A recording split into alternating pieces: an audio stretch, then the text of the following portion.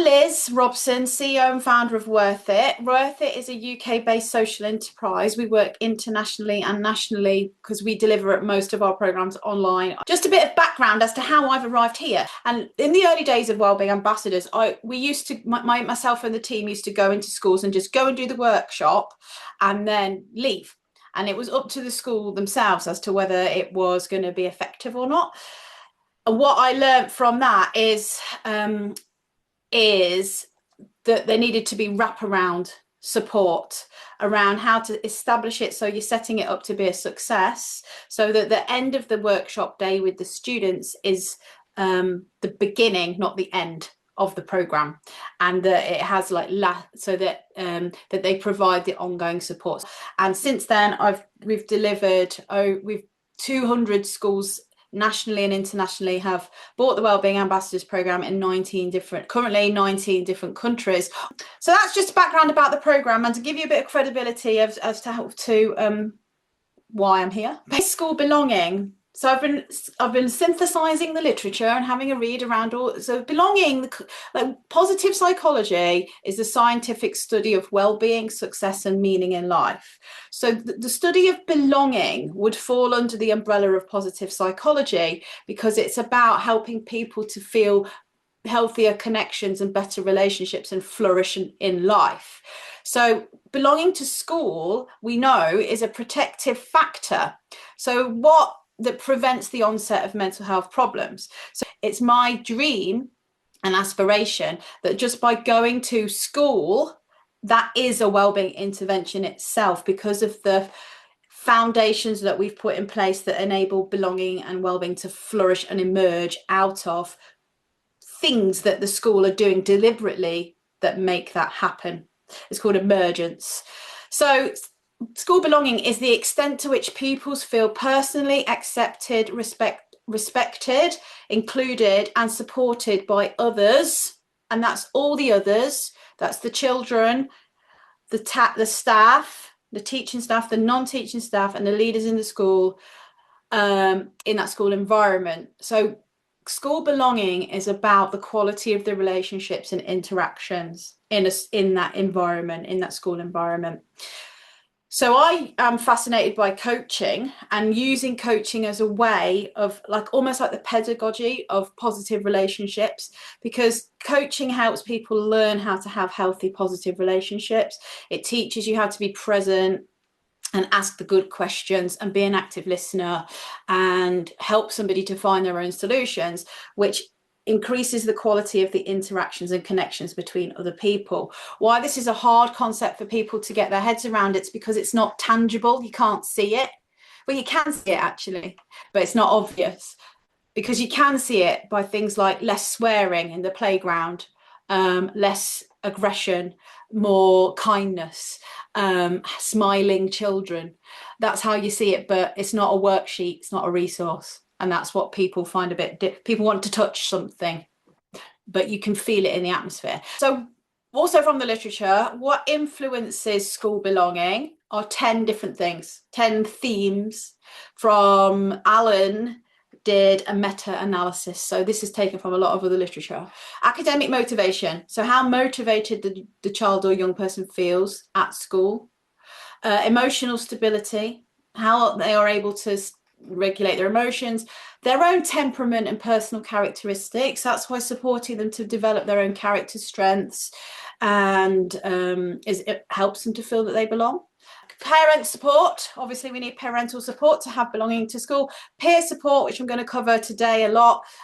Teacher support, gender, race, ethnicity, feeling that you can identify with other people in your school and that there's that you are included. Extracurricular activities, environment and school safety. So what I'm talking about when I talk about belonging and peer support are the ones I've highlighted pink. Peer support and the school environment and psychological safety. Do you feel safe that when you walk in the door you're not going to get bullied, or someone's not going to have a go at you, or those kind of things? A synthesis of so belonging isn't explicitly referenced, really. I think there's the odd word here and there, but it's implied. So belonging is implied throughout Ofsted's new framework. So in positive education, which is the applied positive psychology in education, we do implicit and explicit teaching of well-being. So the well-being is taught and it's caught. So belonging is caught in the environment through evidence through pupils feeling safe, respected and included, being able to fully participate in school life, positive relationships between pupils and adults, voice and agency, which I'm going to talk about today, reduced exclusion, anxiety, absence and disengagement.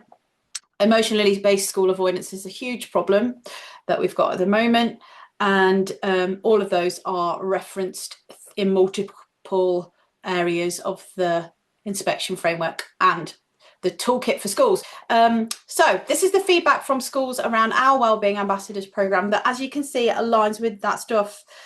We wanted somewhere to go that, this is from the teacher, we wanted somewhere to go that maybe wasn't an adult, or that they could get advice from other pupils that had been through it before and have a big brother or a sister type of thing that younger ones could go to. So that was a school in Northern Ireland that commissioned our Wellbeing Ambassador Programme so that younger peers had a friendly face, an older student, to build those positive relationships between peers. This is a quote from a young person: all my mentees say hi on the bus, even if their sessions are over. They keep that connection, and it's not necessarily that one connection, just a general sense of the older students' care. That's nice, isn't it? Being a wellbeing ambassador has genuinely changed me as a person. Before the project, I couldn't imagine anything worse than talking to an audience or to strangers. Now I take an active role in student voice programs such as school council. I regularly speak in public to strangers. What are the benefits of belonging? There's academic and psychosocial wellbeing benefits to creating cultures of belonging. I've taken this again from the literature. So academic, more academic motivation, less absenteeism. If you like school and you want to go there, you're going to go there. Better completion of school, more finishing, less truancy, less misconduct, more positive attitudes to learning, and academic self-efficacy. So that's about their belief in their ability to learn, and then that helps with the motivation. And then we have psychosocial. So these are like facets of well-being. They feel happier. When we want children to flourish in life, that's a positive psychology term, we want them to feel contented. That's what we're aiming for. Happiness is not really the right word, but like we want them to imagine it like having the central heating on all the time, that they have this set point of contentedness, that they function well. Psychological functioning is that they have the ability to function well, make decisions that are right, that are good and helpful, and in the right moment can calm themselves down, can think of things logically, can find solutions. Adjustment, the ability to be flexible and adjust, is really important for well-being and positive mental health. They have self-esteem. Self-identity development is a key stage of adolescence. That a sense of belonging, if you feel that you've got people that are your friends at school and that you belong to different groups, sports teams, drama club, you know, different things you're interested in, enrichment things, it helps with that identity formation, which is a protective factor for mental health. Less fighting, less bullying, less vandalism, and less disruptive behaviour. So as you can see, there's lots of benefits, and it's really important for the children and young people to feel that they belong to the school that they go to. Just in the UK, we had the senior mental health lead training, which has gone very quiet if you are a senior mental health lead. Enabling pupil voice to influence decisions is one of the recommended guidelines from the Department for Education around school mental health. I'm just touching on that. So the other background theories that are covered in the Wellbeing Ambassadors Programme are peer-to-peer support for that positive connection and relationships that I've mentioned already, voice-led early intervention, and we'll come and talk about that some more, positive psychology and coaching psychology. Peer support programs are those that train and use young people to help others learn, either emotionally, socially or academically. I tend not to use the term peer mentoring because we're in a wellbeing and mental health space. I feel that there's ethical implications around the mentor-mentee relationship. like in some of the guidance and stuff, you'll say like it will say peer mentoring is a good intervention, but it's technically not mentoring really, because for it to be mentoring, somebody has to have a greater level of expertise to share that knowledge and information with another. When it's peer-to-peer mentoring, it's I actually think it's more coaching or more buddying, that kind of stuff. But you can call it mentoring if you want to. You call it whatever you like, but the relationship is different. Benefits for peer-to-peer support include positive peer relationships. As I've said, they create the culture of belonging and all the other stuff that we've talked about. Belonging and connection, because it gives them that identity, their voice is being heard, the pride that they get, confidence, all those things.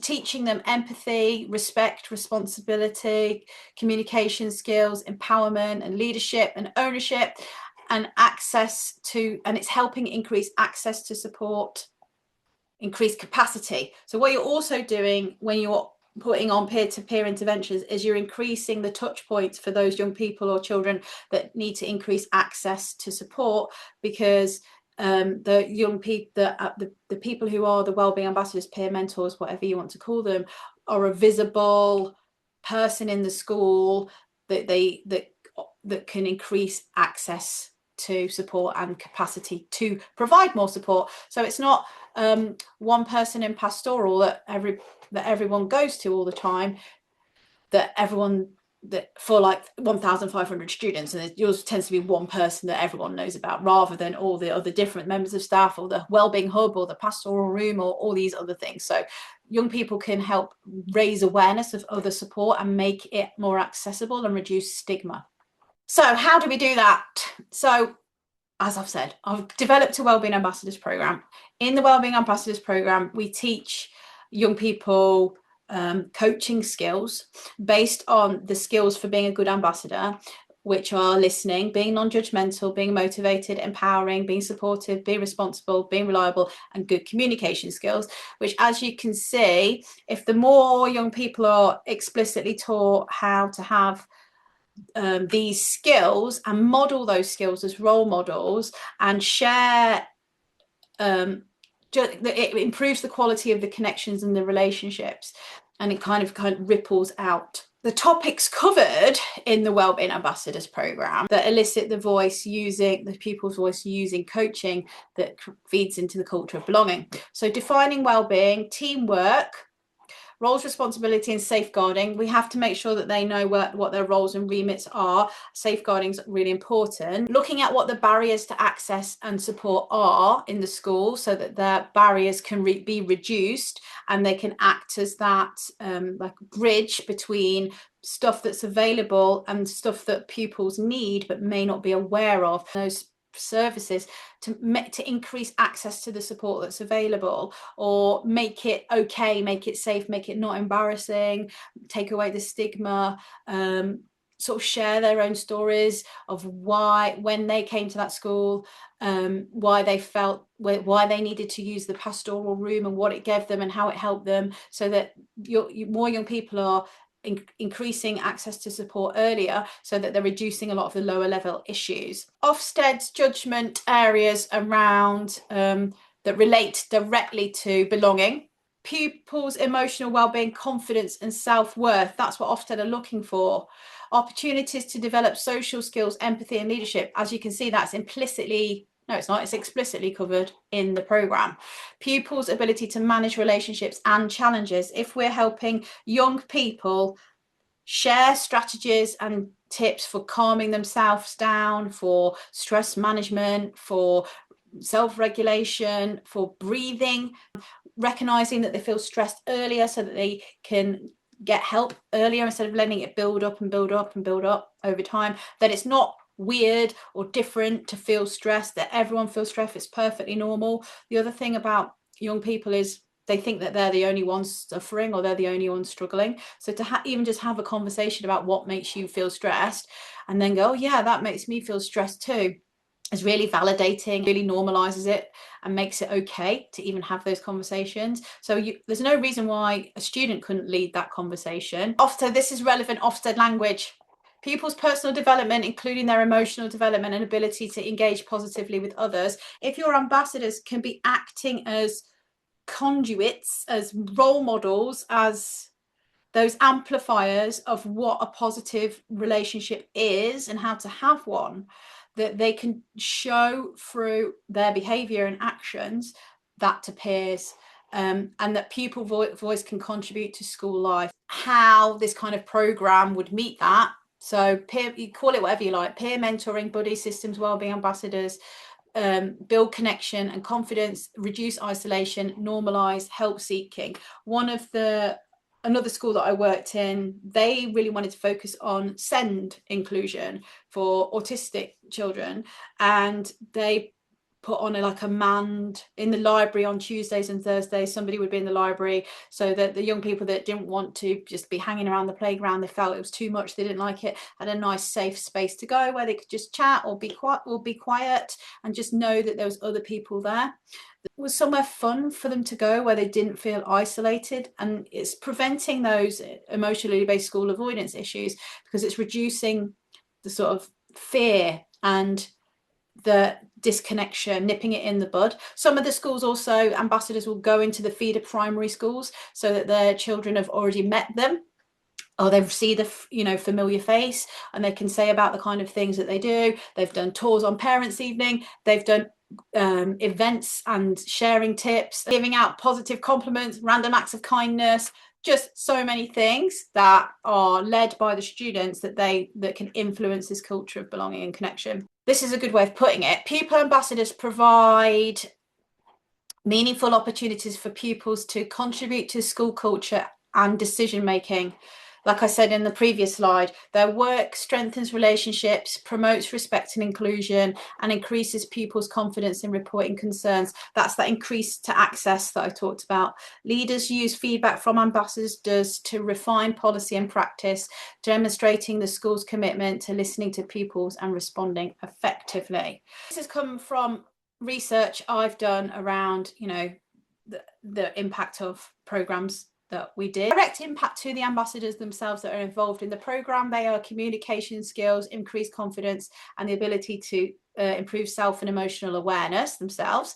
The impact to the peers, if you're doing like a peer-to-peer, one-to-one or small group sort of thing, in feeling safe, feeling supported, and feeling more confident. And then the ripple effect out to the wider community, that culture of belonging is culture of belonging, shared sense of belonging, increased positive peer relationships, and improved behaviour and attendance as a kind of knock-on effect.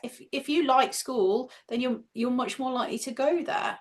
If it feels safe, if you belong there, then you're going to go. Wellbeing Ambassadors is a train the trainer toolkit where you get online access to the online course, which takes 2.5 hours, and the materials to deliver the programme yourself in your school as many times as you want. There's a primary version and a secondary version. The reason why we do train the trainer is, like I said before, you've got more ownership of the programme, and you can deliver it in a way that meets your pupils' needs, and it's much more likely to be a success if you have ownership over it, and it's starting to be embedded and intertwined into improvement plans and embedded into your ethos and culture and your sort of strategy and offer around well-being or mental health support, that it becomes an integral part because you've got the ownership of it, rather than me coming in and just doing the workshop and going and hoping that it carry on.